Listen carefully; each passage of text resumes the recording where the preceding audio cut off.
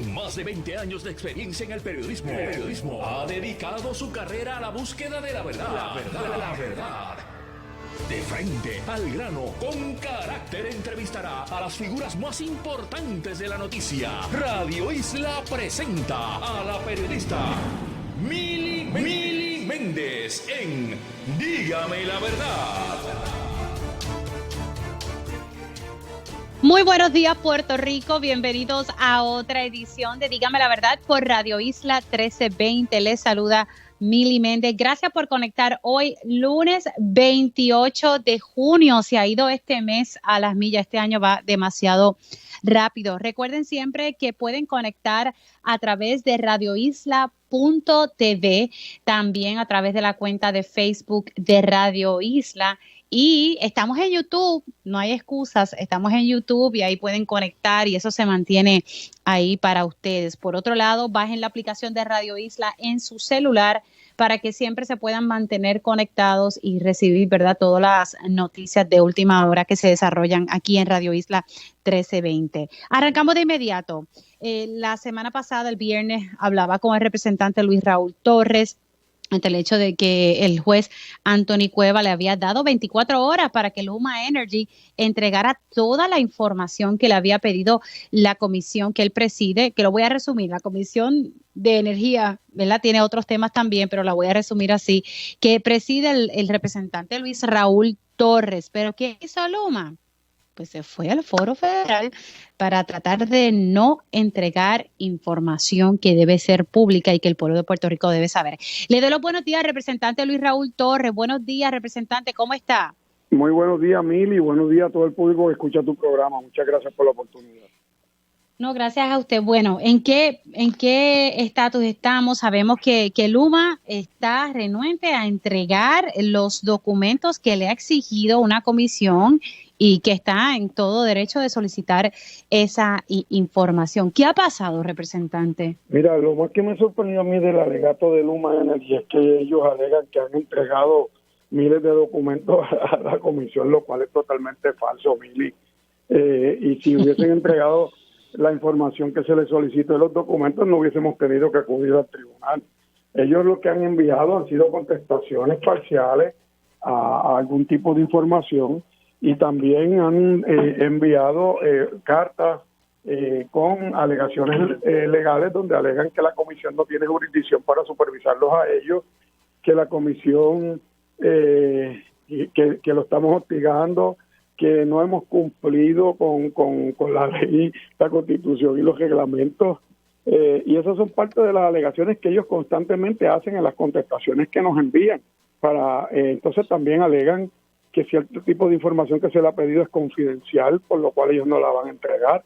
Y ante esa situación acudimos al Tribunal de Primera Instancia de Puerto Rico con la presentación del Poder Legislativo en términos de lo que tiene el alcance constitucional en el Código Político de nuestro país y demás, que ya está decidido por nuestros tribunales de que hay un amplio poder, tanto por nuestros tribunales como por los propios tribunales federales, que bajo la Constitución de los Estados Unidos y de Puerto Rico, la Cámara de Representantes, el Senado y sus comisiones tienen amplio poder investigativo y obviamente se nos tenía que proveer la información. Lo que fue sorpresa para todo el mundo no es que el juez Anthony le diera 24 horas, sino en lo rápido que lo hizo, ¿verdad?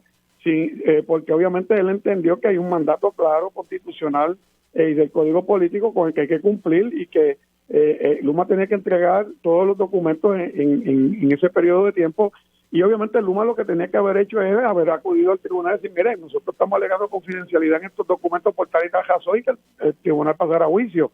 Pero la realidad es que usaron un subterfugio, se fueron al Tribunal Federal de Quiebra para alegar que bajo la ley promesa ellos no tienen que entregarnos los documentos porque supuestamente pues eso es que imposibilitaría el proveer esa información pública al pueblo de Puerto Rico a través de nuestra comisión, que eso afecta y que la transacción de la ley promesa bajo el título 3 de quiebra, que es la reorganización de la Autoridad de Energía Eléctrica, y lo que es claro es que Luma ni es uno de los afectados bajo la ley del título 3 de la ley de quiebra, en el sentido de que ellos no están allí como un acreedor de la autoridad. En segundo lugar, ellos tampoco son bonistas, En tercer lugar, hay unas claras partes de la ley promesa que establece que en asuntos locales, constitucionales y del poder político del gobierno de Puerto Rico no puede intrometerse el Tribunal de Quiebra. ¿Qué argumento, verdad? Me parece como un argumento como que sacado de la Manga Production. Sí, no, definitivamente esto es un subterfugio. Entonces ellos han empezado a decir que nosotros lo estamos hostigando porque se le da un periodo de 48 horas. Mira, nosotros le hemos dado mucho más de 48 horas en todos los requerimientos que le hemos hecho, porque 48 horas le da el reglamento de la Cámara y de la Comisión. Nosotros le damos 48 horas y a veces ellos nos piden plazos adicionales y se le ha extendido y se le ha concedido.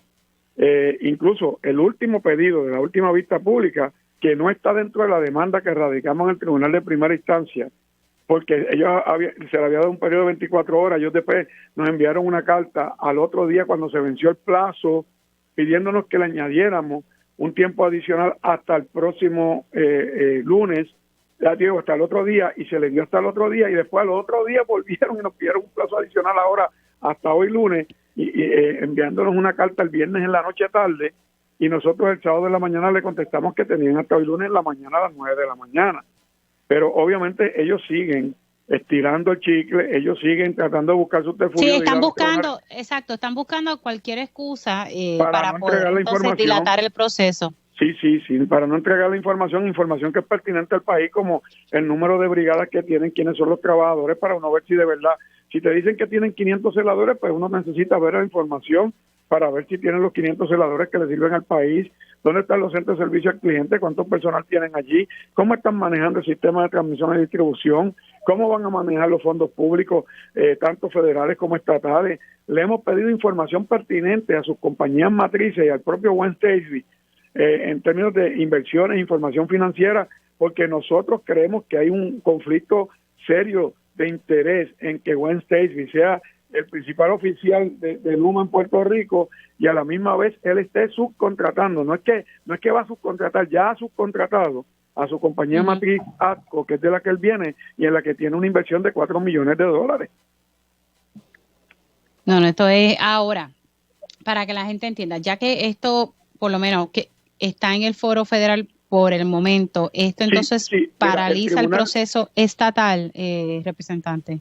Pues mira, sí, eso paraliza el proceso estatal, porque ellos lo que radicaron fue un alegato jurídico que se llama removal, donde ellos lo que le piden al Tribunal Federal es que remueva el caso de los tribunales de Puerto Rico y los pase al Tribunal de Quiebra. Pero obviamente nosotros también le pedimos, con alegato a través de nuestro abogado, un remand, que lo que quiere decir es que devuelva el caso al Tribunal local de primera instancia, porque el Tribunal Federal de Quiebra no tiene jurisdicción. Según lo que he discutido con expertos en el tema legales, ellos me han indicado que hay 3 opciones que tiene la juez. Uno, el primero es que se le siente encima y se quede con el caso allí, lo cual sería una barbaridad y sería, más allá de la colonia al 1000%, sería agua de Florida. Y entonces lo otro sería que la juez decida pasar el caso al Tribunal Federal de Distrito de Puerto Rico, para que sea el Tribunal de Distrito de Puerto Rico el que decida si hay o no la jurisdicción. Y la otra alternativa, que es la que esperamos que ella decida correcta en derecho y bajo la propia ley promesa, es que devuelva el caso inmediatamente al Tribunal de Primera Instancia de Puerto Rico. ¿Cuánto tiempo puede tomar esto? Esto es algo que debería la jueza decidir de inmediato, lo más pronto posible. Mira, nosotros, ella le dio a la Cámara 24 horas para contestar la demanda de Luma pidiendo el removal, y nuestros abogados lo contestaron de inmediato. Ya se radicó inmediatamente la contestación con los alegatos constitucionales y bajo la propia ley promesa, y esperamos que entre hoy y mañana la juez pueda atender eso con prontitud, ¿verdad? O vuelvo y te digo, una de las opciones que tiene esa juez es sentársela encima, como ha hecho en muchas otras cosas. Eso es uno de los problemas que tenemos con todas estas situaciones bajo la ley promesa, que cada vez que se lleva casos, pues los llevan al Tribunal de Quiebra, y muchas veces lo que hacen allí es que detienen los casos y no los ven de inmediato, y entonces pues eso atrasa los derechos de las demás partes. Sí, la verdad que complica. ¿Qué cosa de no querer entregar información que es pública? Viene esta empresa privada a manejar un bien público, porque todavía esto sigue siendo parte del gobierno de Puerto Rico, pero lo está manejando una empresa privada. Sí, Perdóneme.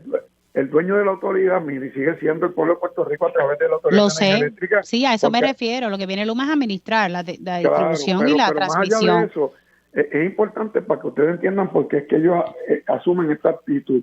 Este señor Juan Stacy viene de ATCO Services, que a su vez es una subsidiaria de lo que se conoce como Canadian Utilities.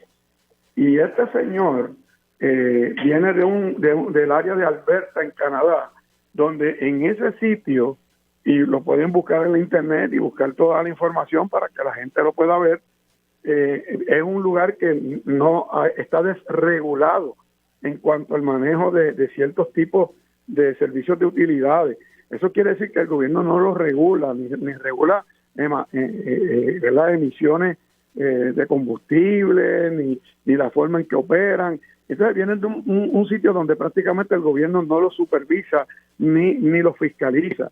Entonces se han encontrado que en Puerto Rico hay toda establecido un andamiaje de leyes que van dirigidas a proteger lo que es la política energética en nuestro país. También existe nuestra Constitución y la Constitución de los Estados Unidos que aplican, y ellos se han dado contra la pared porque no están acostumbrados a esa fiscalización y a ese proceso de rendimiento de cuentas al pueblo al que le sirven. Y en ese sentido, pues ahora ellos están buscando todos los subterfugios que puedan encontrar para tratar de operar aquí como si estuvieran operando en Canadá, con desregulación y con falta de información. ¿Algo más que a usted le preocupe sobre toda esta situación con Luma Energy? ¿Algo que esté pendiente más allá de que entregue los documentos? Pues mira, a mí lo más que me preocupa, y por eso es que hay información importante requerida ahí, es cómo se van a manejar los 10.700 millones de dólares de fondos FEMA que se nos dio para mejorar nuestro sistema de transmisión y distribución de energía, y que ellos, Luma Energy, son los que van a decidir qué proyectos y cómo se desarrollan esos proyectos y cómo se van a desembolsar ese dinero. Obviamente la autoridad tiene el control del dinero, pero quien va a ejecutar los proyectos y quien va a hacer las contrataciones y quien va a ejecutar sobre ese dinero son ellos. También hay otros 5.000 millones de dólares que vienen de otros fondos como CDBGDR y de otras fuentes federales que también ellos los van a administrar. Entonces, las experiencias que ha tenido Puerto Rico con compañías privadas eléctricas manejando fondos federales ha sido terrible, como Whitefish y Cobra. Y es por eso que esa es la preocupación mayor que tenemos, y es a donde también ha querido ir la fiscalización, ¿verdad? Para proteger. Representante, sí. Yo le voy a dejar una asignación pendiente, y es parte de este tema. Se supone, el plan integrado de recursos incluye que para el 2023 se van a retirar varias de las centrales generatrices. Yo sé que el Luma no tiene nada que ver con la generación, pero todo esto es un programa conjunto, ¿verdad? Sí, 11 a mí me preocupa mucho. A mí la autoridad tiene 11 plantas de generación de energía que son las que ellos ya empezaron a tratar de privatizar, y hay 8 proponentes, y eso es otra de las cosas que estamos investigando. Si es que hay alguna de las subsidiarias de Luma Energy. Claro, pero lo preocupante de todo esto es que el plan integrado de recursos incluye que para el 2023, o sea, ya mismito, eso está a la vuelta de la esquina, hay que cerrar Aguirre, Costa Sur, unas unidades de Palo Seco, unas unidades de San Juan, y lo que pasa es que lo que me sugiere el exdirector de Energía Eléctrica, Juan Alicea, es o se enmienda, hay que hacer una revisión del plan integrado de recursos, o hay que buscar otras fuentes de energía, y realmente no estamos cumpliendo con ese plan. Cuando digo que le dejo esta asignación es que hay que buscar o que se enmiende el plan integrado de recursos, porque no se pueden cerrar centrales sin tener un plan B de generación de energía. O sea, lo que estamos viendo de apagones ahora es peanuts con lo que vamos a ver luego si en efecto se cierran estas centrales. O sea, sin generación no tenemos energía, punto.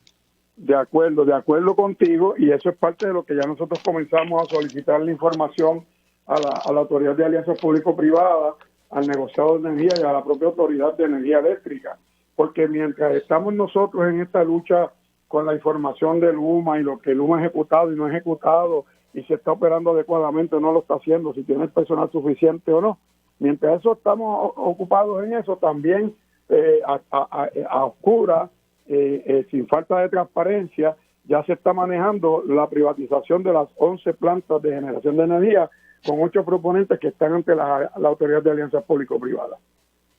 Ay, padre, el panorama es bastante difícil. Representante, gracias por siempre conectar. Cuídese mucho, nos mantenemos en comunicación. Agradecido por la oportunidad. Que Dios bendiga al pueblo de Puerto Rico.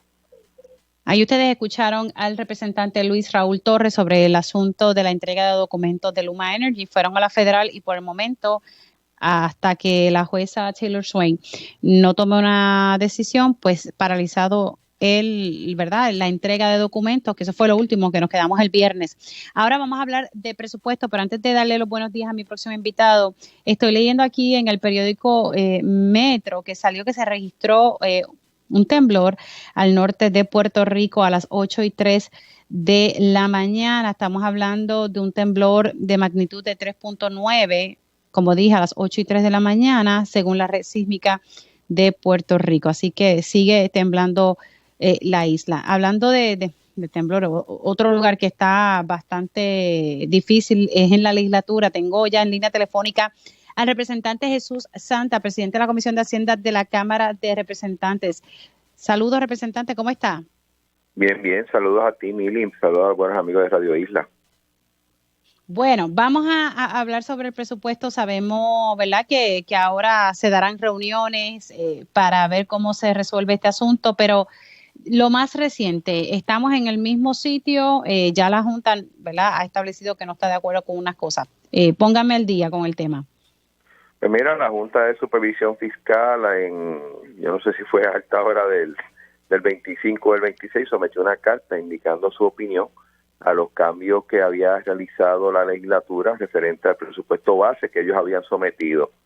En términos generales, te puedo decir que la mayoría de los asuntos que habíamos atendido, especialmente los que atendimos antes del 10 de junio, fueron atendidos favorablemente. Hay otros que están pendientes, tanto de la aprobación y algunos de los que fueron rechazados, hay una explicación de por qué, ¿no? Por ejemplo, en el caso del aumento a los oficiales penales, lo que está diciendo la Junta es que existe un dinero disponible, si no me equivoco son 83 millones de dólares, por lo cual se puede hacer ese aumento, pero que se tiene que seguir un procedimiento, un proceso que el gobierno tiene que desarrollar y que en los últimos 3 años no ha hecho nada, ¿no? Y lo que está forzando un poco es que el gobierno cree un procedimiento para poder llevar a cabo lo que es la clasificación y distribución de las plazas en el gobierno de Puerto Rico y un mecanismo donde el aumento se ha dado por mérito y no por capricho de uno u otro, ¿no? Es en esencia es la razón de ese documento que no se ha completado, entre otras cosas, ¿no? Yo, pues, en ese sentido, nos corresponde a nosotros durante la mañana tarde de hoy, reuniendo con los compañeros de la delegación, explicar un poco cuáles son los cambios aceptados y cuáles fueron los cambios no aceptados y ver si existen los votos, ¿no?, para poder bajar el presupuesto según planteado o negociado con la Junta como tal. Yo creo que ese es el panorama en estos momentos. Pero sigue la diferencia en torno al lenguaje de limitarle los poderes del gobernador a la hora de mover partidas entre agencia a agencia, representante. Esa limitación ya la tiene con la Junta, lo que en ese lenguaje, de hecho, lo que se había sometido originalmente era referente a lo del todo aquello relacionado con las futuras consultas a plebiscito y a los cabilderos de la estadidad, lo cual la Junta permitió que en esa partida se incluyera un 0, ¿no? Referente a los cambios que pueda hacer el gobernador dentro del presupuesto, prácticamente casi todos tienen que pasar por la Junta. En el pasado ni siquiera la legislatura se enteraba y la modificación del cambio de lenguaje viene a que se le envíe una copia o se copie ese tipo de transacción a la legislatura. Yo creo que eso, dentro de todo lo que se pide, es un paso positivo, ¿no? Recordando que en la pasada legislatura pero no es el lenguaje original, representante. Bueno, claro que no es el lenguaje original, pero logra parte del objetivo del lenguaje original. O sea, no es una pérdida total. Yo creo que se logra mucho. el solo hecho de envolver a la legislatura en ese proceso ya es un gran paso, y recordando que la pasada legislatura estuvo totalmente alejada, o sea, no tenía nada que ver, ni parece ser que le importara los cambios que el gobernador hiciera en su presupuesto. Ahora, ¿cómo hacemos? Vamos entonces con el tema porque me dice que para todo lo que tenga que ver con futuras consultas, cosas relacionadas al estatus, la Junta lo va a mantener en cero. Eso fue lo que escuché. Bueno, el presupuesto actual, especialmente en la línea que tiene que ver con el pago a los consultores de la estadidad, o los contratistas, o los cabilderos, como lo quieran. Yo le llamo los ujieres de Jennifer. El número es cero. Y eso no lo aceptó, punto. O sea, eso es lo que dice el presupuesto. Así que ahora mismo no hay dinero para los cabilderos. La legislatura está más que clara con esa posición y fue avalada por la Junta. ¿Y eso lo acordaron cuándo? Eso prácticamente fue, si no me equivoco, en el último... Bueno, viene yo creo que desde los primeros cambios del presupuesto. No viene del final, viene de los primeros cambios. Claro, pero entonces al final, como quedó, es que entonces ahora mismo no hay esos chavos para los cabilderos de la estadía. Lo que se le me está acabando el tiempo. Presupuesto es cero. Es cero, ok. Pues aquí Noticia le está sacando una información, dice salario de los delegados por la estadía será de 90,000 más 30,000 en gastos reembolsables. Mientras Melinda Romero insiste en que deben ser 150,000 y no descarta acudir al tribunal para impugnar el reglamento de PRAFA. Y es que la directora de PRAFA, Carmen Feliciano, confirmó a Noticel que el sueldo que devengarán los congresistas será de $90,000 y no de 150,000. ¿Qué le parece a usted? Todavía aquí, al parecer, van a sacar los fondos de PRAFA. Bueno, lo que me parece a mí es que en la legislatura estamos preocupados por tratar de aprobar un presupuesto que toque la realidad del país, tratando de modificar, aún con todos los retos que tenemos con el plan fiscal. Y el gobierno está pensando en otras cosas. Yo creo que está pensando en 6 personas. Sí, pero hay forma de que ustedes puedan frenar eso. Hay forma de que ustedes puedan frenar que salgan esos chavos de PRAFA. Lo más que podemos hacer es limitando, como lo hemos hecho, el presupuesto de PRAFA. El presupuesto de PRAFA para esa gestión está en cero. Pues no sé de dónde insisten que van a sacar los fondos. Bueno, interesante. Entonces, por lo menos lo de que PRAFA se está llevando a cabo. Yo te aseguro que de PRAFA no va a ser. ¿Que de PRAFA no va a ser? No, de PRAFA no va a ser. Gracias, representante. Bueno, que pase buen día. Igualmente, ustedes escucharon al presidente de la Comisión de Hacienda de la Cámara de Representantes que de PRAFA no va a ser, de ahí no va a salir el dinero, pero la directora de PRAFA dice que sí. Bueno, son las 10:20, me voy a una pausa y al regreso, usted sabe si cualifica para un préstamo hipotecario, hablamos de eso al regreso y también sobre el retiro de la Universidad de Puerto Rico. Las entrevistas más importantes de la noticia se escuchan aquí. Mantente conectado. Radio Isla 1320. Y ya estamos de regreso aquí en Dígame la Verdad por Radio Isla 1320. Les saluda Mili Méndez. Son las 10:23 de la mañana y recuerde que pueden conectar a través de radioisla.tv y ya estamos a través de YouTube.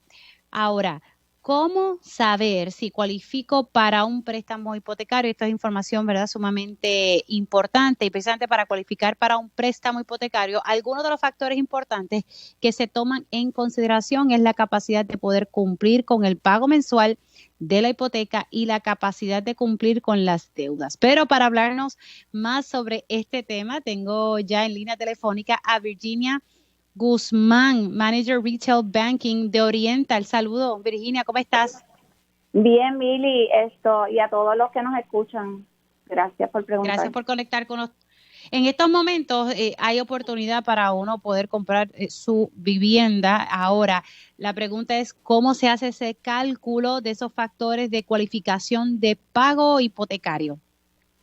Uno de los criterios más importantes en el trámite y aprobación de una solicitud de préstamo hipotecario, ¿verdad?, es demostrar verificablemente que se posee con la capacidad de cumplir con la obligación de ese pago mensual. También bien importante demostrar la capacidad que tiene para cumplir con ese pago más todas las obligaciones financieras que tiene a partir de su cierre hipotecario.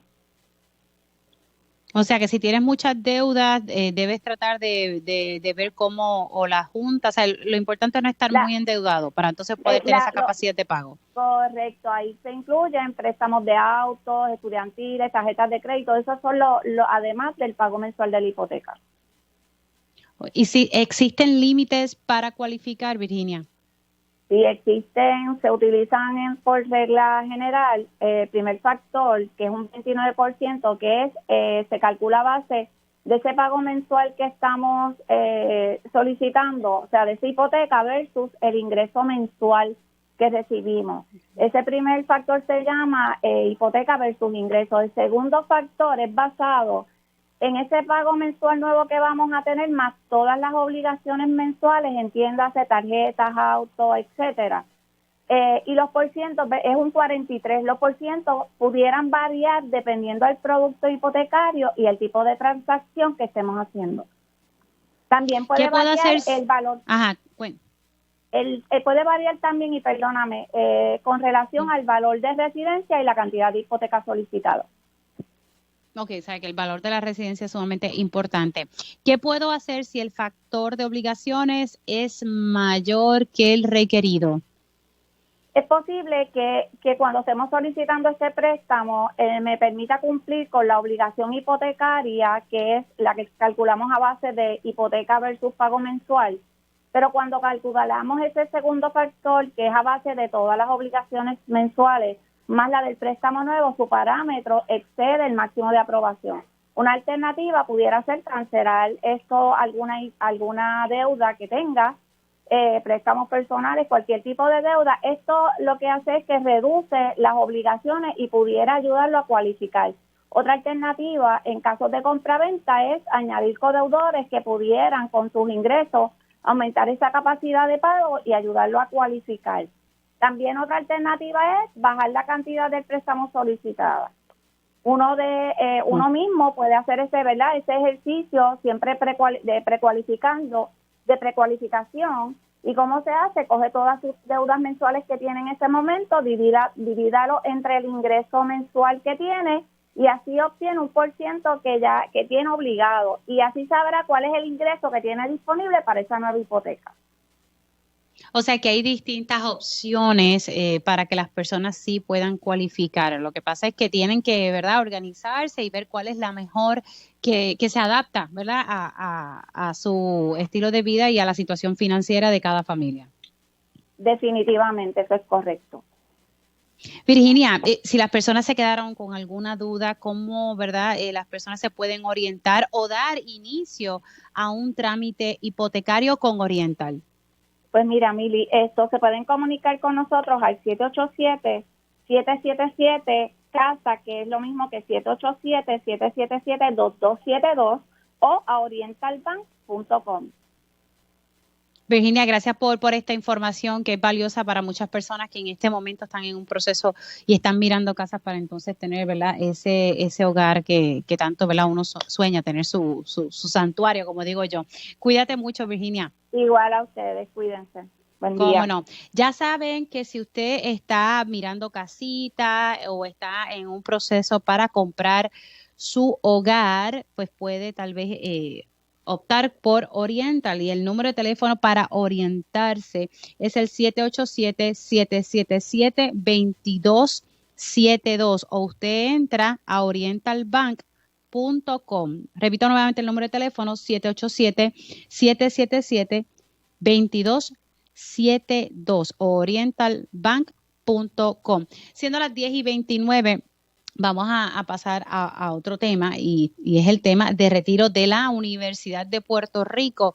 Siempre se ha dicho, y desde que estoy tocando este tema, todos me han orientado en el sentido de que el retiro de la Universidad de Puerto Rico es el mejor que está. Alguien que lo ha reiterado muchas veces, la misma representante Lourdes Ramos, quien dice pues que es el mejor que está. Lamentablemente la Junta de Control Fiscal ha insistido en desmantelar el sistema de retiro de la Universidad de Puerto Rico que está funcionando.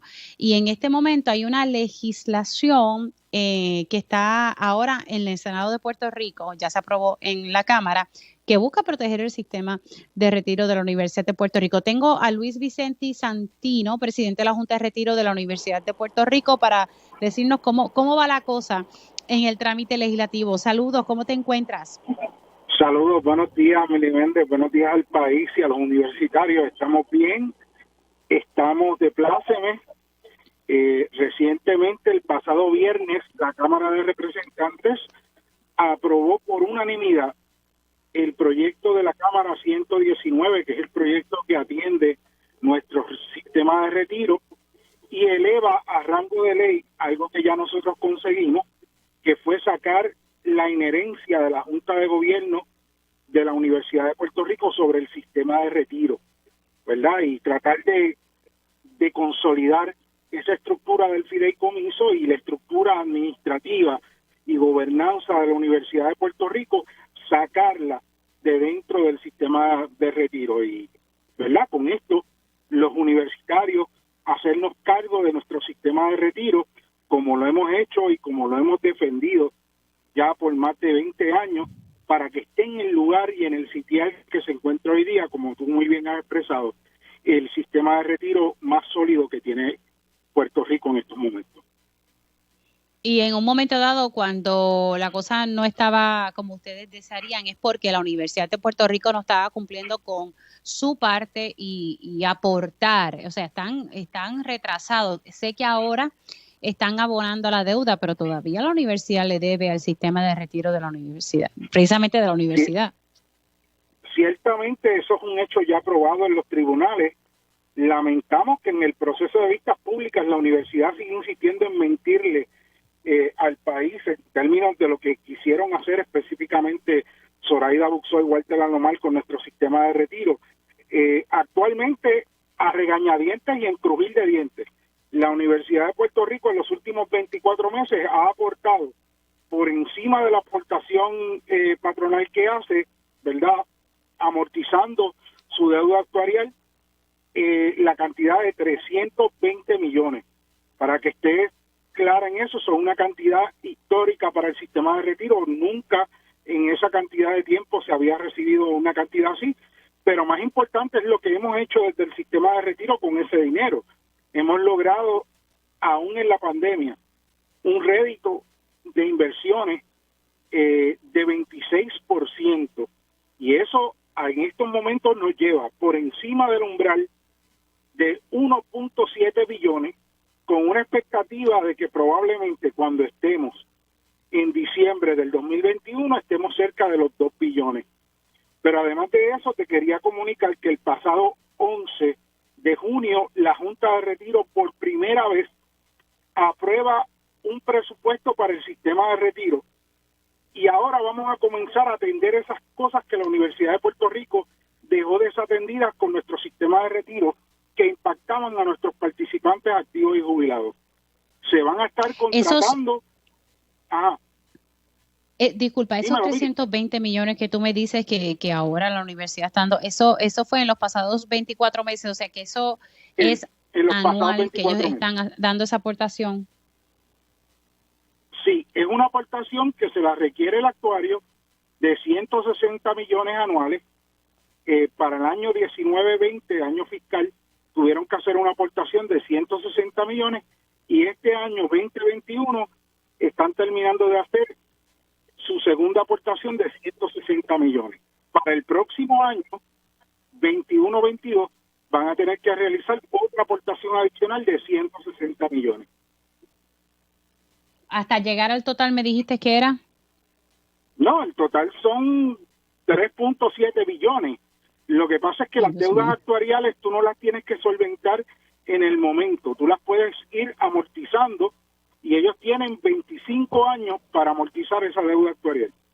Y hay un pagaré que ¿Cuánto se tienen? prepara por ¿Cuánto? parte de la ¿25 actuaria. años? 25 Tienen 25 años para ponerse al día. Tengo que hacer una pausa, Luis.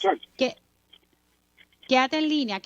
Tengo que hacer una pausa, pero quédate en línea porque quiero seguir hablando de este tema y para que tú le puedas explicar a las personas qué es lo que busca el proyecto de la Cámara 119, que ahora pasó al Senado y me dicen que eso todavía está pending allá en el Senado. Así que hacemos una pausa y al regreso hablamos de la situación de retiro de la Universidad de Puerto Rico, pero también trataré de conectar con alguien de la red sísmica de Puerto Rico sobre el temblor que se registró ahorita. Hacemos una pausa y regresamos en breve. Dígame la verdad, las entrevistas más importantes de la noticia se escuchan aquí. Mantente conectado. Radio Isla 1320. Y de regreso aquí en Dígame la Verdad por Radio Isla 1320. Les saluda Mili Méndez. Gracias por conectar. Seguimos hablando sobre el tema de retiro de la Universidad de Puerto Rico. Se aprobó la pasada semana el proyecto de la Cámara 119 que busca protegerlo y estoy hablando precisamente sobre este tema con Luis Vicente Santino, presidente de la Junta de Retiro de la Universidad de Puerto Rico. Luis, ¿qué es lo que busca para que la gente pueda entender el proyecto de la Cámara 119 que se aprobó en la Cámara por unanimidad? Un detalle sumamente importante, recibió los votos a favor de todos los partidos que están allí representando. Y pasa al Senado de Puerto Rico, que me dicen que todavía eso está pending, que por lo menos no estaba en agenda o no estuvo en agenda para ser aprobado. ¿Qué busca este proyecto? Sí, mira, el Senado tiene hasta el día 30 para atender el proyecto de ley, ¿verdad? Y verlo y aprobarlo. El proyecto, en síntesis, lo que pretende es eliminar la injerencia de la Junta de Gobierno sobre nuestro sistema de retiro, ¿verdad? Sacando aún el miembro ex oficio que existe, ¿verdad? Que representa a la Junta de Gobierno en la Junta de Retiro, que es el director de finanzas, sacándolo de la Junta de Retiro y dejando a los universitarios con poder sobre las decisiones del sistema de retiro, algo que ya nos dio el tribunal, ¿verdad? Que es la fiducia. Además de eso, le impone la obligación a la Universidad de Puerto Rico de hacerse cargo de lo que tiene que hacerse cargo, que es de las aportaciones y de atender la deuda actuarial que acumuló por más de 70 años con el sistema de retiro. Tenemos que recordar y estar conscientes que la deuda actuarial no es del retiro, es de la Universidad de Puerto Rico con el retiro. Así que el proyecto lo que hace es garantizar que se atienda a eso, ¿verdad? Prácticamente es lo que se debió haber hecho en este país hace, 50 años con los sistemas de retiro públicos, ¿verdad? Hacer que el gobierno se haga cargo y se haga responsable de esa parte que le toca. Y eso en síntesis es el proyecto. Por eso es que no se unió nuestro proyecto con el proyecto de retiro digno, ¿verdad? Que necesita buscar unas fuentes de fondos para los compañeros, porque históricamente el gobierno se encargó de defondar esos planes. Nuestro plan tiene fondos, paga sus pensiones de los fondos. Lo que sí es que si el patrono comienza a hacer, o sea, la UPR comienza a hacer lo que hizo el gobierno en el pasado con los otros sistemas, pues ciertamente el sistema se afecta. Así que en estos momentos, mientras la universidad va pagando, ¿qué es lo que nosotros tenemos que hacer en la Junta de Retiro? Pues tenemos que, ¿verdad?, elevar a rango de ley con este proyecto la fiducia y el funcionamiento del sistema de retiro y seguir manejando esos fondos como tiene que ser. Como te iba adelantando ahorita, Mil, si me permites, es importante comunicar que por primera vez aprobamos el presupuesto. En ese presupuesto vamos a tener nombramientos de 21 puestos de trabajo dentro del sistema de retiro que son necesarios para que las transacciones de los compañeros universitarios que se piden allí salgan a tiempo. Además de eso, en ese nuevo presupuesto vamos a invertir en un nuevo sistema de información que sea confiable, porque actualmente tenemos un problema de sistemas de información con la Universidad de Puerto Rico, que también tiene sus sistemas de información, ¿verdad?, chuecos por todos lados. Todo el mundo sabe lo del desastre de Microsoft y otros sistemas de información. Pero así seguimos buscando las cosas, Mili, y nos damos cuenta de que la administración de la Universidad de Puerto Rico es un desastre. O sea, aquí se pierden acreditaciones y nadie sabe por qué se perdieron, nadie quiere dar explicaciones, y ya nuestro sistema de retiro no puede estar en manos de personas que pierden acreditaciones, que pierden dinero y que no saben a dónde fueron a parar. Lo siento por la Junta de Gobierno. Así que qué bueno que marcas la diferencia entre lo de retiro digno y el sistema, ¿verdad? El fideicomiso que ya existe, pero sería elevarlo a rango de ley para que entonces la Junta de Control Fiscal no pueda meter las manos ahí y que de verdad que a veces no entiendo por qué insisten en desmantelarlo. Bueno, gracias por haber estado con nosotros, Luis. Te me cuidas mucho y vamos a ver si el Senado se pone las pilas y lo aprueba. A todos los universitarios el llamado, llame a su senador y pídale que se apruebe el PC 119. Muchas gracias, Mili. Oye, y aquí a tus órdenes. ¿Cómo no? ¿Cómo no? Fíjate. Ustedes escucharon al presidente de la Junta de Retiro de la Universidad de Puerto Rico, Luis Vicente Santino, y falta que este proyecto entonces se apruebe en el Senado y como él aclara que tenemos hasta finales de mes, que ya quedan 2 días para que se termine el mes. Son las 10:44 y quiero hablar de este tema y yo de verdad que me lo contaba mi esposo ayer sobre el caso de una fémina que tiene una orden de protección contra su expareja y precisamente esto se reseñó ayer en Noticentro y en medio de la entrevista del compañero Julio Rivera Saniel con la persona que tiene, ¿verdad? La víctima, la llaman a través de Facebook un familiar de este hombre y la amenaza. O sea, eso sale hasta en pleno reportaje y ella ya ha ido a la policía en varias ocasiones y le dicen que, ¿verdad? Que sí, algunas querellas han sido sometidas porque vi una que ya se registró de ayer de las 11 de la mañana, como las notas que le deja este hombre no están firmadas, pues entonces ya ustedes saben. Lo que pasa es que yo digo, pero ¿qué van a esperar? A que le pase algo a esta mujer que viene denunciando. ¿Qué se hace en estos casos? Yo quisiera que Sara Benítez, quien es portavoz del Movimiento Amplio de Mujeres y es socióloga, me ayude a comprender esto porque a uno le da coraje y uno dice, Dios mío, ¿qué tenemos que esperar para que el sistema funcione? ¿O qué es lo que se debe hacer en este tipo de casos? Sara, gracias por estar aquí. Un abrazo. Oye, buenos días, con mucho gusto. No hay manera de entenderlo, Mili. Esto realmente es parte de lo que hemos estado por muchos años denunciando, y la incapacidad del sistema gubernamental de proteger a las sobrevivientes y a las víctimas y darle seguridad a los casos de las mujeres que están en peligro, en mucho peligro. Lo sabemos, lo vimos en los últimos meses. Así que es inconcebible, realmente inconcebible este caso a partir de lo que hemos escuchado, ¿verdad? Y lo que pasó con Andrea y todos los otros casos. Sí, y eso es algo que esta fémina le dice a Noticentro, o sea, ella dice, yo no quiero ser otro caso más. Ella ha hecho todo. Ahora, en un caso como este, que ella también ha ido a la policía, ha sometido querellas, ¿qué se supone que se haga? O sea, porque ya se emitió una orden de protección y las mismas han sido extendidas y están vigentes y está vigente. Es que la bola está en la cancha de la policía.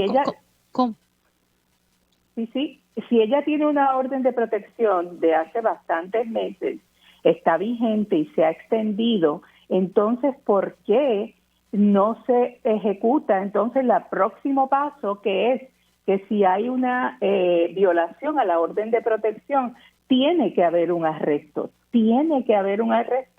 porque esa es la forma de proteger y darle seguridad a las sobrevivientes.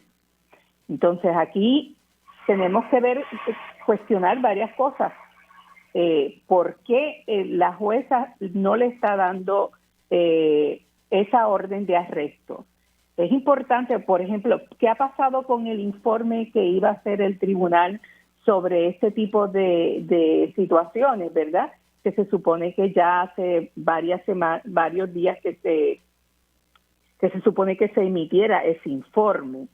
Y por otro lado, también tengo que plantear, o sea, ella está haciendo todo lo que necesita y todo lo que se le pide a una sobreviviente que haga.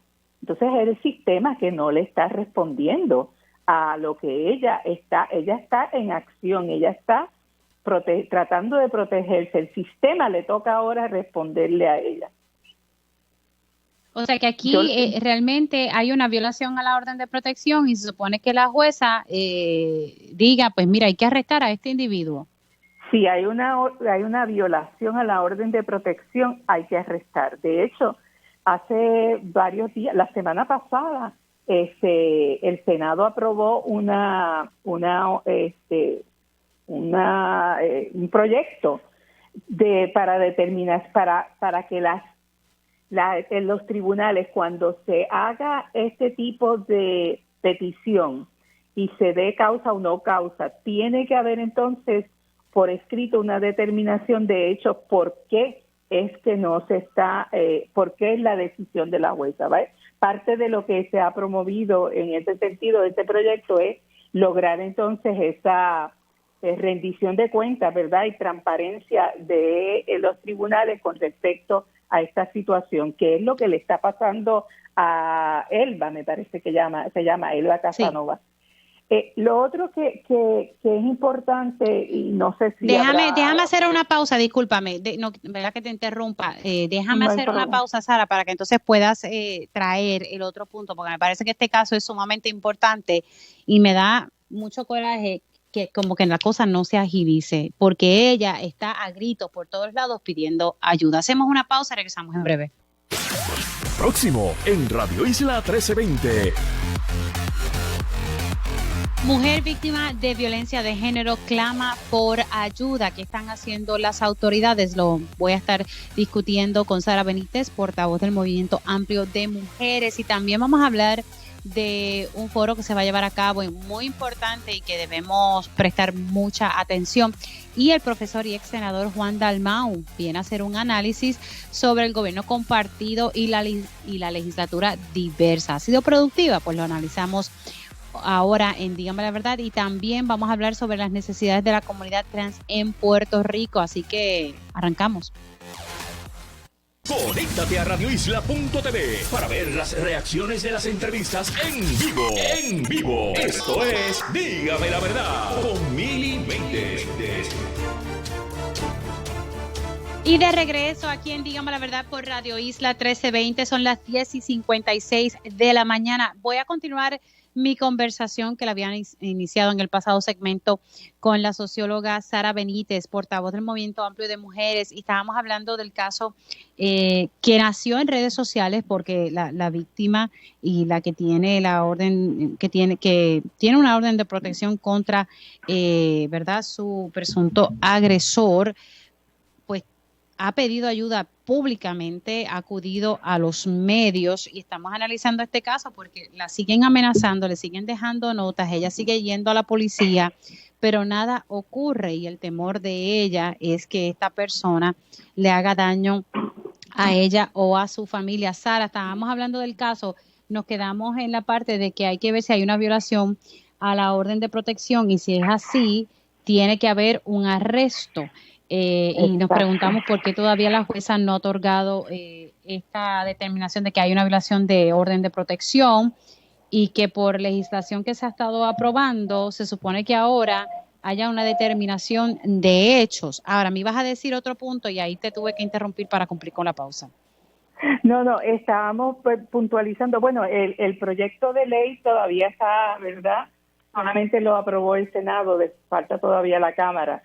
Pero es como lo que estábamos puntualizando es la falta de la incapacidad del sistema gubernamental y quería puntualizar, ¿verdad?, lo de el informe del tribunal de que se supone que haya un informe ya hace como 6 o 7 días que en el contexto del asesinato de Andrea, pues se supone que entonces se presenten los hallazgos de esa evaluación de qué es lo que hace y cómo está respondiendo el Poder Judicial en el caso de estas solicitudes que hacen las sobrevivientes cuando hay una violación de la orden de protección.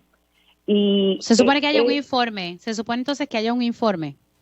Sí, bueno, se supone la rama judicial se comprometió hace un tiempo, por lo menos creo que hace más de 6 o 7 días que se indicó en la prensa que ya había un informe preliminar del Tribunal del Poder Judicial, ¿verdad?, que se había creado un grupo por la jueza presidenta para rendirle cuentas al país sobre los resultados de ese informe.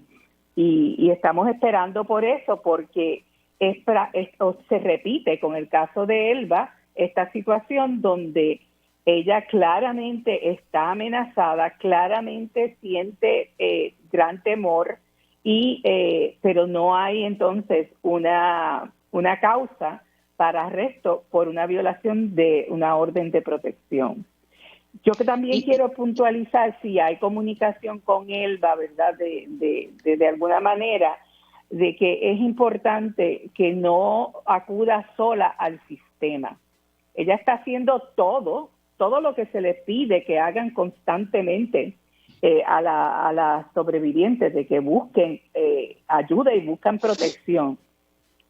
Pero el sistema no le está respondiendo. Entonces yo quería aprovechar para, si hay alguna forma de comunicarse con Elba, de que ella acuda, ¿verdad?, llame a las líneas que pueden entonces trabajar con una intercesora que pueda acompañarla al tribunal de manera tal que la pueda entonces apoyar de forma directa y concreta en esta situación.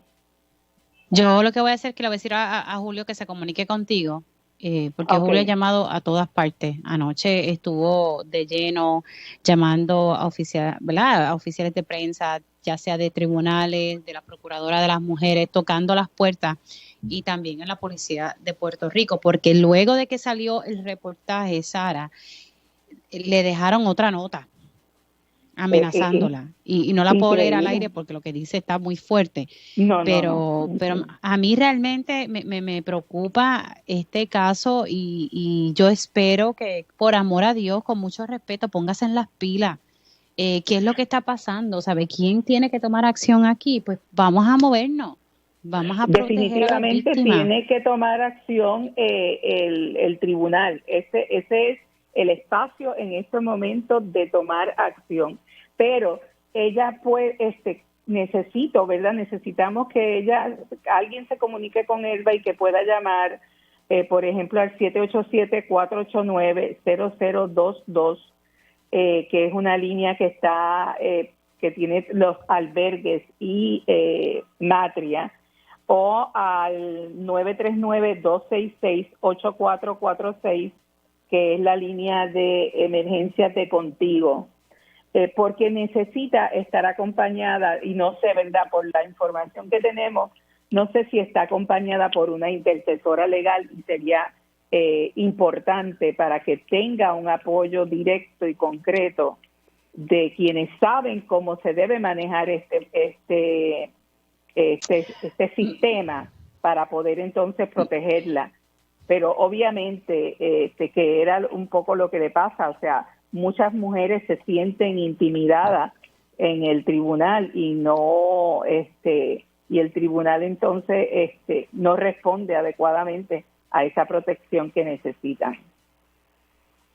Bueno, ya pasé tu información, me escriben por aquí, me dice, ya Odín está notificado y esperando llamada. Así que me pasan entonces esa información, pero ya también pasé la otra para entonces que se comuniquen contigo, a ver cómo de alguna forma nosotros aportamos nuestro granito de arena para poder ayudar a esta fémina. Sara, gracias por entrar. Sé que te llamé ahí a última hora, pero era siempre necesario tocar este tema. Muy importante, así que cuenta con nosotras siempre. Gracias a ti. Sara Benítez, ella es socióloga y portavoz del Movimiento Amplio de Mujeres. Siendo las 11:02, me he retrasado aquí un poquito, pero estos casos hay que darle luz, hay que darle foro. ¿Por qué? Porque es una fémina que está pidiendo ayuda. Por otro lado, vamos a hablar sobre el tema energético, y hay un evento que se va a llevar a cabo este jueves que es importante. Tengo en línea telefónica a la amiga Carla Alonso, productora del Concepto, y estamos hablando de una conversación de actualidad. Alumbremos el tema de la luz. Saludos, ¿cómo estás, cariño? ¿Cómo estás, Mili? Encantada de saludarte. Gracias por tenerme. Todo bien. Este tema sobre la privatización, los apagones, la red, todo esto de energía nos debe ya interesar a todos y nos debemos insertar en las discusiones que se están dando porque es que nos afecta a todos de alguna forma u otra. Háblame de esta conversación que van a tener este jueves. Sí, este jueves, Mili, como tú sabes que yo hace unos años empecé el proyecto de Conversemos Actualidad, que es un proyecto que va dirigido a crear espacios de conversación, ¿no?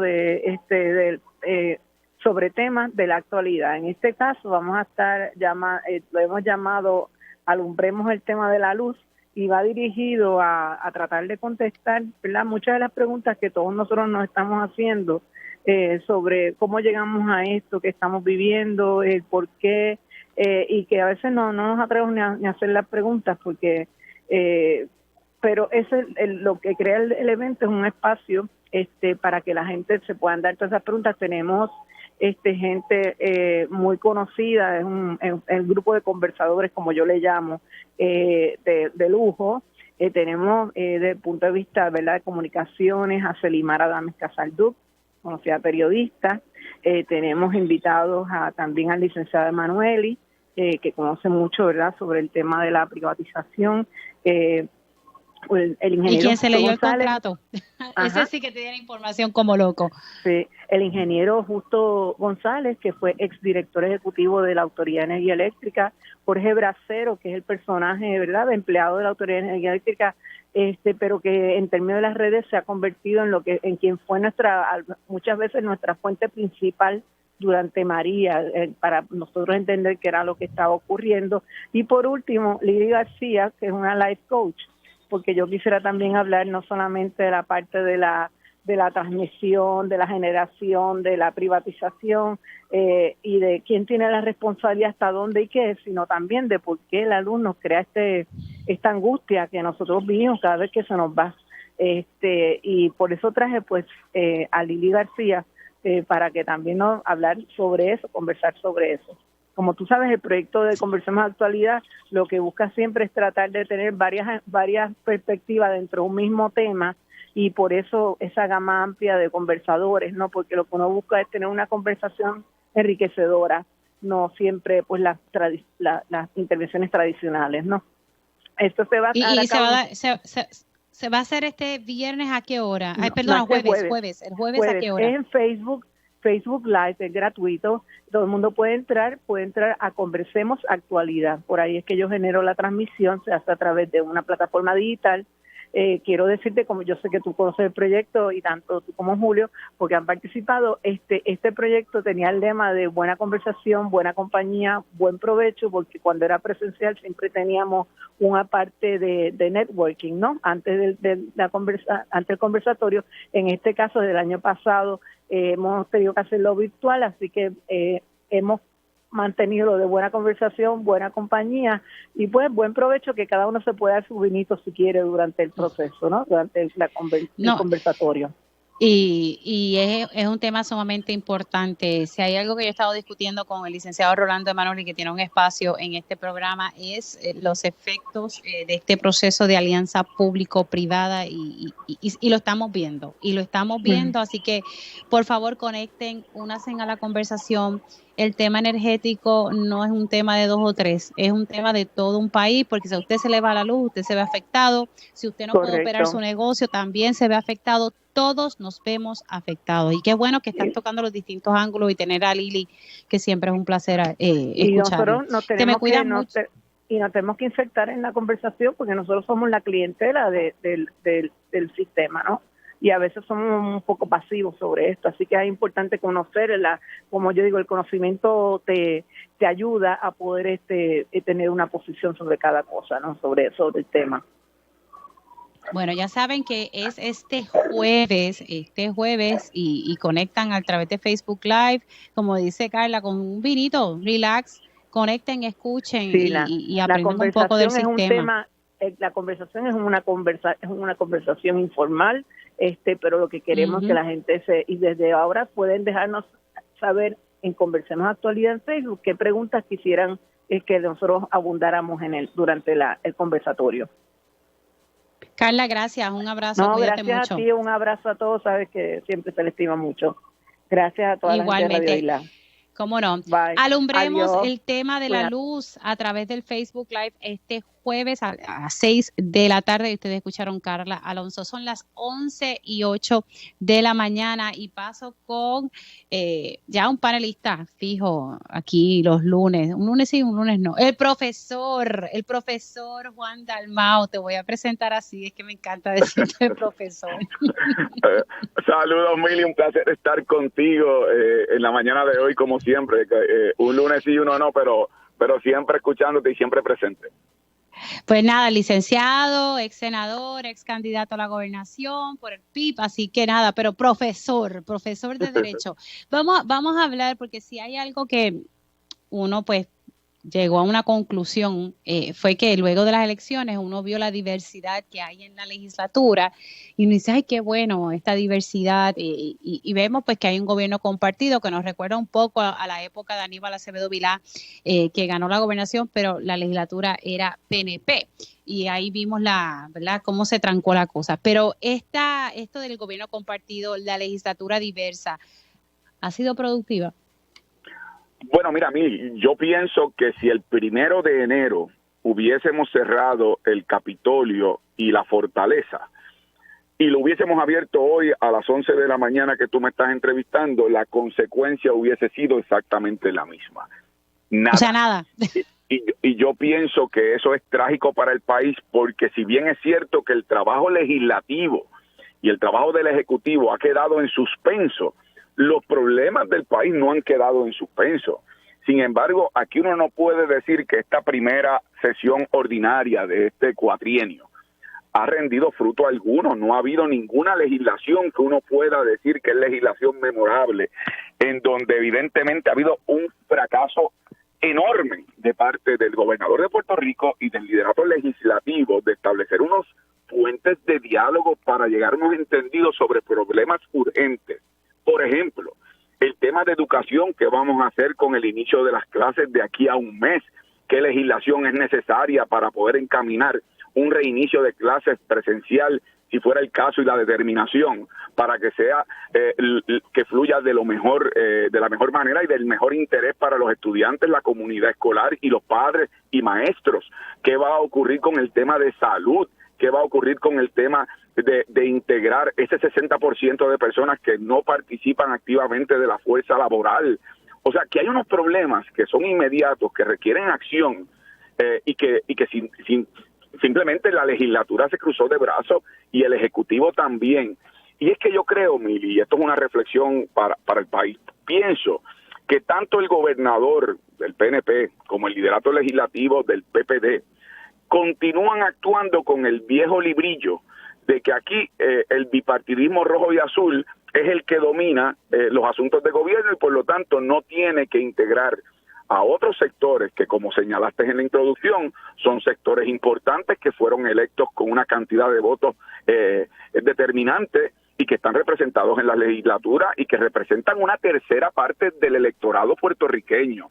Y simplemente aquí lo que hemos visto es una desmovilización del aparato gubernamental legislativo, y yo creo que aquí tanto el liderato popular de la Cámara y del Senado como el gobernador tienen que actuar de manera urgente este mes que habrá, ¿verdad?, el mes de julio, que habrá ese receso legislativo, para que la próxima sesión ordinaria aquí haya una participación amplia en mesas de discusión con respecto a qué va a ocurrir con temas importantes para el pueblo de Puerto Rico y problemas apremiantes, ese tema de energía eléctrica y Luma, el tema de la Universidad de Puerto Rico y su desmantelamiento.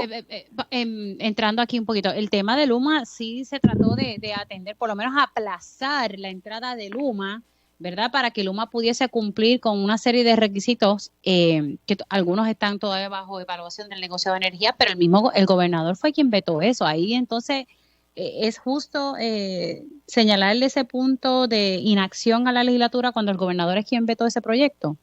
Sí, lo señalo porque muy tarde. Tú sabrás que Luma lleva más de un año haciendo este proceso de transición y el Partido Popular fue quien, con los votos del PNP, una ley de reestructuración energética que permitió y abrió las puertas para que Luma tomara el control de la Autoridad de Energía Eléctrica. Así que aquí había pasos que había que tomar previo, y cuando la opinión pública y los empleados de la autoridad comenzaron a hacer denuncias, entonces vino este tema de dar la impresión de movimiento sin dar realmente un paso.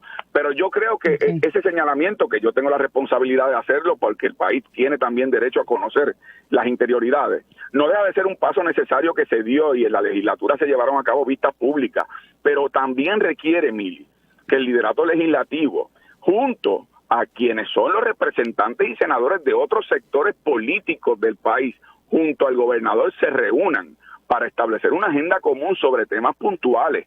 Eso no ha ocurrido. De hecho, el gobernador, que a cada instancia se reúne con el liderato legislativo popular, apenas ha tenido más de una reunión con el liderato legislativo del Partido Independentista, del Movimiento Victoria Ciudadana, del Proyecto Dignidad. No se incluyen en los procesos como si no representaran, como te dije, en estas elecciones, nada más que una tercera parte de los votos en Puerto Rico, y una tercera parte del Partido Popular, y una tercera parte el PNP. Así que aquí hay una redistribución del poder político electoral, pero el Partido Popular y el PNP están actuando como si ellos fueran dueños y señores del gobierno en Puerto Rico, y eso ha producido una desmovilización sobre muchísimos temas que debió haber habido. Por lo menos en algunos casos consenso, no lo habrá en todo, pero ciertamente en temas sobre educación, salud, desarrollo económico, oportunidad de empleo, tiene que haber ese tipo de diálogo, y no lo hemos visto, y tanto no lo hemos visto que su consecuencia es que al cierre de la sesión el pasado viernes, el último día para la aprobación de medidas legislativas, la Cámara cerró trabajos a las 5 de la tarde y el Senado a las 8 de la noche. Eso no pasó mientras yo fui senador en ningún cierre de sesión. Siempre nos íbamos al último momento a las 12 de la noche esperando a ver qué proyectos se iban a aprobar, cómo se aprobarían, hacer las denuncias y la fiscalización correspondiente. Aquí se fueron de vacaciones temprano, y te señala a ti que no hay prioridades con respecto a muchos temas que todavía se quedaron en el tintero. Sí, me decía entonces el tema de educación, el tema de desarrollo económico. Bueno, también hay temas de salud pública que tienen que ver con presupuesto, pero la realidad es que hay mucho tema que se ha quedado sobre la mesa. Sobre el presupuesto, ¿qué te ha parecido? Yo sé que eso todavía hay pendiente unas conversaciones, me dicen que hay una reunión a la 1 de la tarde en la Cámara, y hay unas conversaciones ahí pendientes de cómo finalmente va a quedar, pero la realidad es que la Junta ha metido la cuchara, y lo sabíamos, es el poder que tienen, ¿verdad? ¿Qué te ha parecido este proceso del presupuesto? Mira, a mí me recuerda este debate del presupuesto, aquella pregunta de dónde se sienta el gorila en la guagua de transporte público. Bueno, pues el gorila se sienta donde le da la gana, porque es un gorila. Y aquí la Junta de Control Fiscal, ya sea porque los populares en la Cámara le den el acomodo razonable y hagan negociaciones con el Senado, o ya sea porque lo imponga unilateralmente, va a ser quien al final imponga el presupuesto del país, como lo ha hecho en las últimas 4 ocasiones, y esta sería la 5ª, porque yo escuché al presidente de la Cámara de Representantes decir que quería que se aprobara su presupuesto porque ese era el presupuesto que él quería que la Junta defendiera, porque era el que mejor respondía a los intereses de la Junta. Bueno, pues entonces ahí es como si te pongo yo un revólver en el pecho y te digo, dame la cartera, y tú me dices a mí, Juan, te estoy entregando esta cartera voluntariamente. Y esa es la actitud que ha asumido la Cámara. Yo estoy aprobando este presupuesto y lo va a aprobar la Cámara de Representantes, y queremos que la Junta sea quien intervenga con el Senado para que los convenza de que este es el presupuesto que va.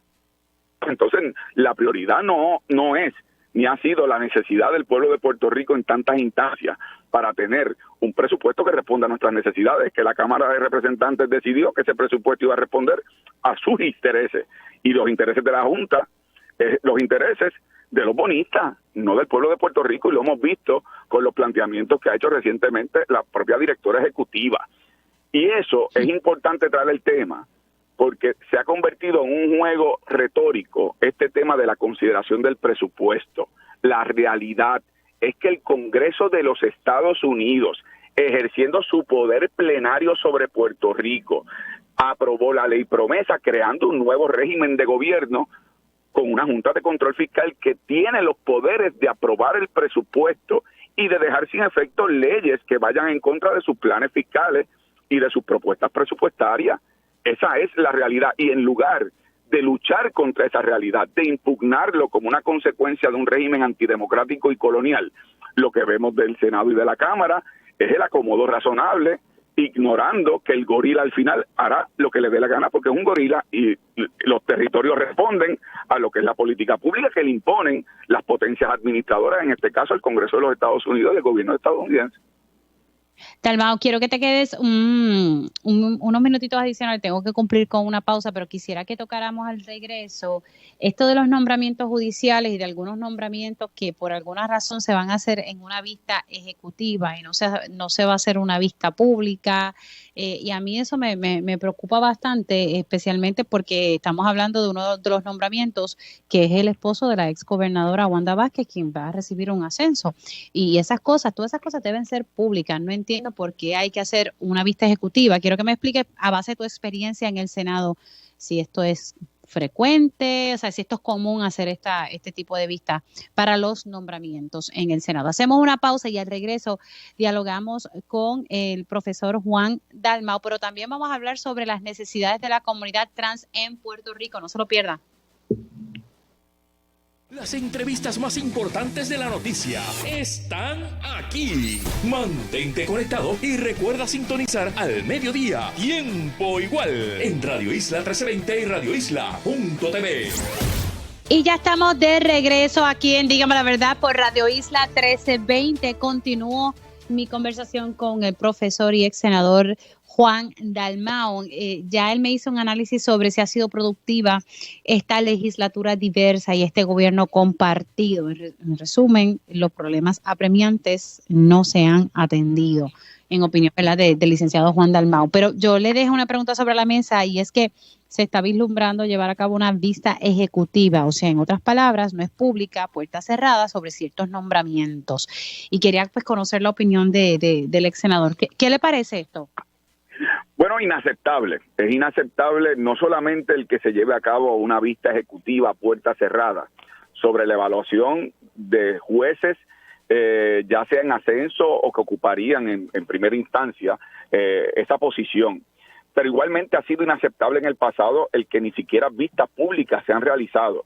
Yo quiero recordarle a quienes nos escuchan que luego de las elecciones pasadas, del 3 de noviembre del 2020, la gobernadora convocó a una sesión extraordinaria, Wanda Vázquez, ya luego de que el país había desahuciado al PNP como liderato político de la Asamblea Legislativa para el nombramiento de cerca de 117 personas que ocuparían puestos de fiscales, jueces, corporaciones y juntas de corporaciones públicas, de los cuales el Senado le aprobó sin una sola vista pública cerca de 98 nombramientos.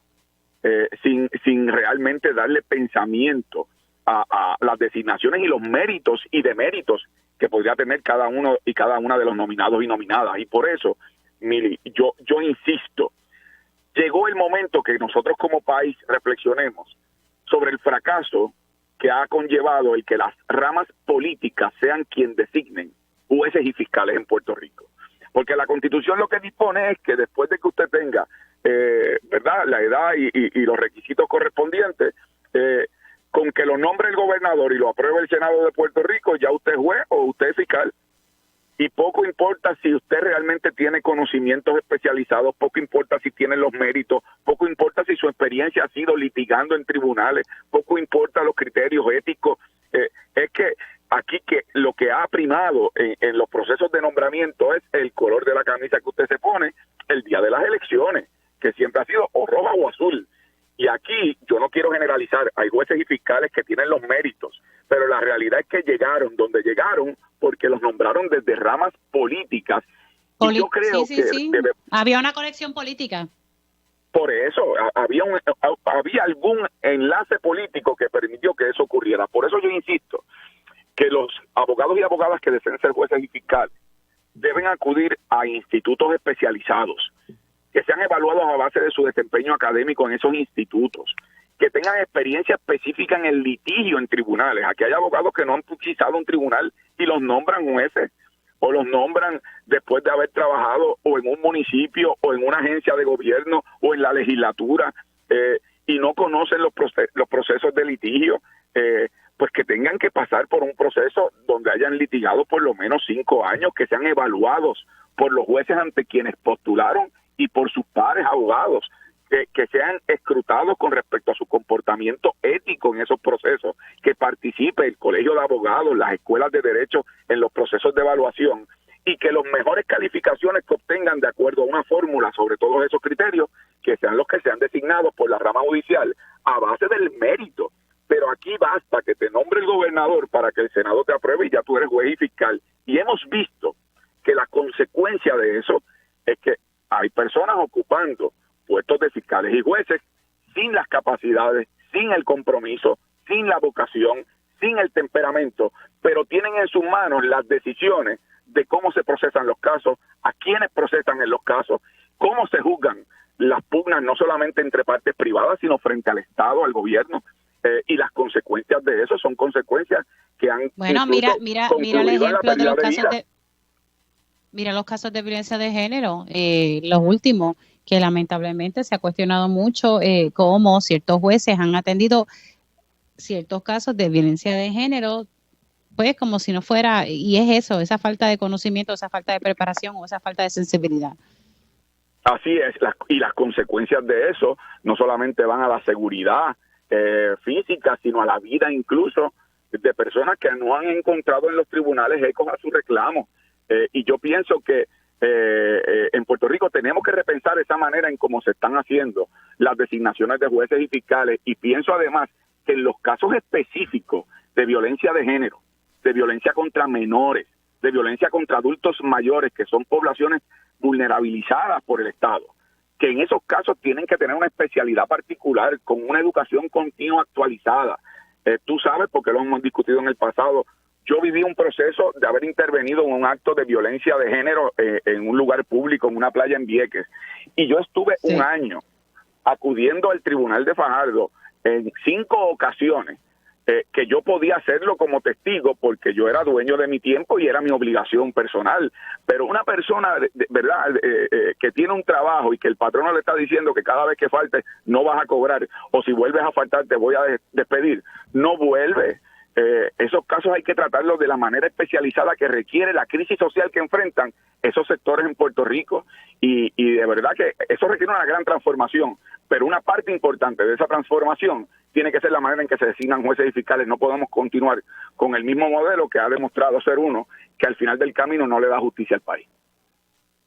Vamos a ver qué ocurre, pero eso de los jueces ya lo hemos dicho en múltiples ocasiones. Es como el cuento, ¿verdad? De nunca acabar, siempre lo que se sugiere, pero pues nunca pasa nada, lamentablemente. Y aunque requiere una enmienda constitucional, con bastantes tonterías han convocado al país a votar, incluso para 6 con cabilderos de la estadidad, y sin embargo para algo tan serio como esto, que es proteger la autonomía judicial y que sea a base del mérito la designación de jueces y fiscales, para eso no se convoca al país. Me parece a mí que es un problema de prioridades torcidas. Bueno, profesor, siempre es un placer conectar, se me cuida mucho. Cómo no, un abrazo mil, y a ti, a tu radio escucha, ya te veo, espero yo, si no hablaremos el próximo lunes, no el otro. Ay, mijo. Vamos a ver, ¿verdad? Si ya con esto del COVID ya uno se puede ver y que la cosa vaya cambiando un poquito. Un abrazo. Así yo confío, un abrazo a ti. Cómo no. Ahí ustedes escucharon el licenciado Juan Dalmau y ahora vamos a conectar, vamos a hablar sobre un estudio iraquí. Me dicen que están tratando de llamar a la directa, si no, intenta el número de teléfono que te di para ver si podemos entonces conectar con mi próximo invitado. Bueno, vamos a hablar de un tema sumamente importante y es el hecho de las necesidades de la comunidad trans en Puerto Rico. Se hizo una encuesta y quiero discutir los resultados de la misma con mis próximos invitados. Así que le quiero ya dar los buenos días a Ariana Lind, y ella es CEO y founder de Ariana's Center Trans Latina en Florida. Ariana, ¿cómo estás, cariño? Mili, mucho gusto, ¿cómo estás? Muchas gracias por la invitación y muchas gracias por poner este tema en el tópico de tu programa. Muchísimas gracias. Estamos tratando de conectar con Carlos para poder ofrecer los resultados, así que ya mismito vamos a hacer esa conexión. Ariana, pero mientras conectamos con el profesor e investigador del Recinto de Ciencias Médicas de la Universidad de Puerto Rico, háblame un poquito de Ariana's Center. Pues claro, Ariana Center es una organización liderada por una mujer transgénero, quien es la que te habla, que ofrece servicios no solamente en el sur de Estados Unidos, he dicho Georgia, Miami, Florida, Houston, pero también hacemos desde hace 2 años, estamos trabajando conjuntamente con Sage Puerto Rico, Ways Ahead, tenemos 2 oficinas en Puerto Rico, una en el área metropolitana y una en Cabo Rojo.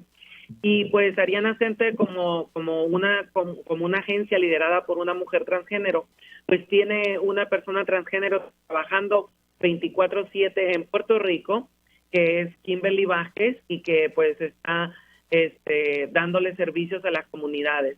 Pero nosotros no podíamos empezar a dar servicios sin saber realmente cuáles eran las necesidades de la comunidad transgénero, ¿verdad? Porque muchas veces una quiere ayudar, pero no sabe cómo ayudar. Entonces, con las necesidades... Bueno, se ha caído la llamada, lamentablemente, y es que quería poder conectar con Ariana y poder dar, y le pido disculpas, estoy aquí tratando de ver cómo podemos lograr esta conexión, porque pues lamentablemente no se ha podido. Y es que quiero poder discutir las necesidades. Se hizo una encuesta de la comunidad trans en Puerto Rico para conocer sus necesidades. No teníamos ningún tipo de data. Y entonces Ariana, junto con Carlos Rodríguez Díaz, que es profesor e investigador de la Universidad de Puerto Rico, del Recinto de Ciencias Médicas, pues iba a conectar con nosotros. Iraquí, si me puedes decir si podemos nuevamente conectar con Ariana, en lo que conectamos entonces con Carlos. Mientras tanto, yo quería que lo dijera él, pero pues voy a comenzar a divulgar algunos de los datos de esta encuesta de necesidades realizadas, y se hizo con 212 personas transgénero en Puerto Rico durante el año 2020. Así que, y en esta encuesta, pues lo que se documentó, y voy a comenzar a dar los datos, es que más de una tercera parte, o sea, 34%, de la población confronta desempleo. Esto es, lamentablemente, ¿verdad? Un problema que estamos viendo, que no tienen empleo, y 34% es un número bastante alto, ¿verdad? Que de estas personas que entonces no tienen empleo. También, ahora me dicen que tengo a los dos en línea, así que qué bueno. Tengo ya en línea telefónica a Carlos Rodríguez Díaz, profesor e investigador del Recinto de Ciencias Médicas de la Universidad de Puerto Rico. Carlos, ¿cómo estás? Saludos, buenos días, Mili. Ay, qué bueno que pudimos conectar, fue como que bastante difícil para poder. Entonces, tengo también en línea telefónica, como les dije, Ariana Lint, y ella es CEO y founder de Ariana's Center allá en Florida. Importante, ya ella me explicó un poco de la labor que está haciendo Ariana's Center. Tengo que hacer una pausa, compañeros, pero al regreso de la pausa arrancamos para que ustedes me puedan divulgar los datos y dar la explicación sobre esta encuesta que se realizó. Hacemos una pausa y hablamos al regreso sobre las necesidades de la comunidad trans en Puerto Rico. Dígame la verdad, las entrevistas más importantes de la noticia están aquí. Mantente conectado y recuerda sintonizar al mediodía, tiempo igual, en Radio Isla 1320 y radioisla.tv. Y ya estamos de regreso aquí en Dígame la Verdad por Radio Isla 1320. Les saluda Mili Méndez. Gracias por conectar. Ahora vamos a divulgar una información sumamente importante para conocer las necesidades de la comunidad trans en Puerto Rico. No hay data sobre sus necesidades y es importante que tengamos esta información. Ya tengo en línea telefónica al profesor e investigador del Recinto de Ciencias Médicas de la Universidad de Puerto Rico, Carlos Rodríguez Díaz, y también tengo a Ariana Lint, CEO y founder de Ariana's Center Translatina en Florida. Carlos, buen día y vamos a hablar sobre los resultados, que quiero que las personas tengan esta información valiosa para ver si podemos, ¿verdad?, lograr cambios. Que, ¿verdad? Estaba yo diciendo ahorita que la encuesta realizada, tenía una base de 212 personas transgénero en Puerto Rico que participaron de la misma en el 2020. Los hallazgos principales. Bueno, saludos Mili, gracias por la oportunidad de conversar sobre estos resultados y saludos a Ariana, quien es una pionera en los servicios para personas trans latinas, ya en América Latina, y está contribuyendo en Puerto Rico también. Primero, quiero mencionar que nosotros por varios años, ya cerca de una década, llevamos realizando investigaciones para apoyar los servicios que debemos proveer a las personas trans.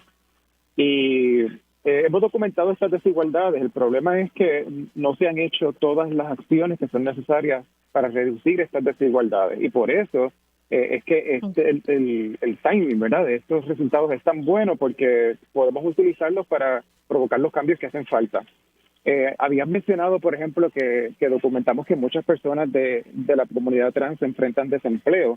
Y aunque es cierto que en Puerto Rico el desempleo es un problema agudo, es peor entre las personas trans, y la falta de empleo pues también implica dificultades para que tengan acceso a otros servicios, como puede ser el acceso a servicios de salud.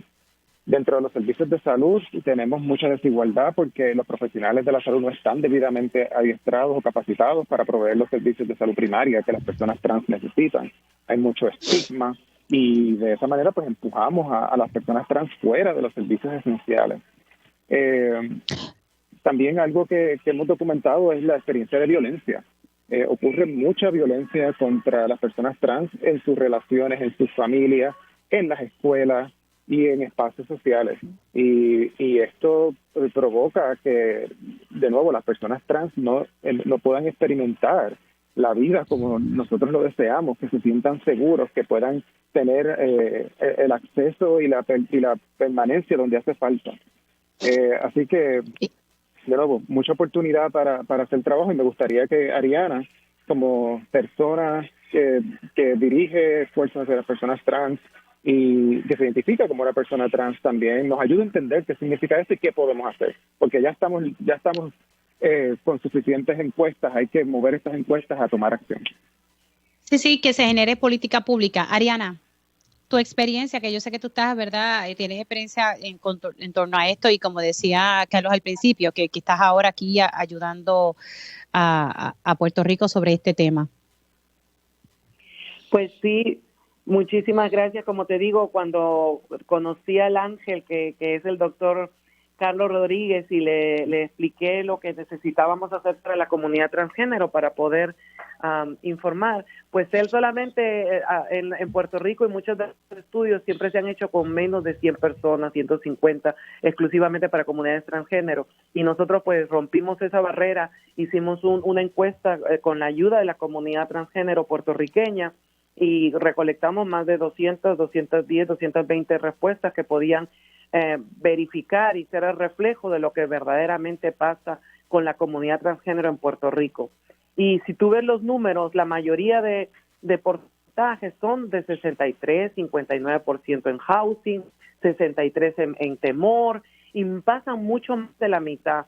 4 de cada 4 personas transgénero, una ha enfrentado el trabajo sexual. Y cuando tú mencionaste la cifra de 34% de desempleo, esto quiere también decir que muchas de las personas transgénero ven el trabajo sexual como un empleo, como un trabajo.